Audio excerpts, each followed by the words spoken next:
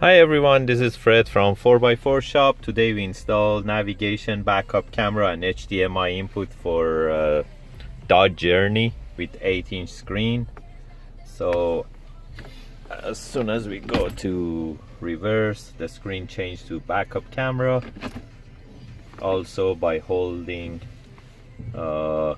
more button, it goes to the aftermarket mode, which is the same UI as original with HDMI navigation, MP3 for music, USB for video.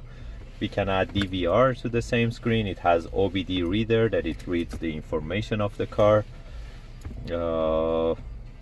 Yes, so basically you can go to navigation. That's the navigation. You can use it as touch screen, so you can put the destination. You can use Igo Primo, as you can see, or you can go to the video section. Right now it's playing off the USB.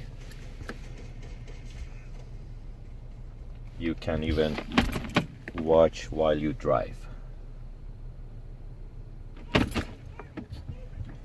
If you're interested to get these type of units, we are proud to say that we are the only one in Canada we are doing these units.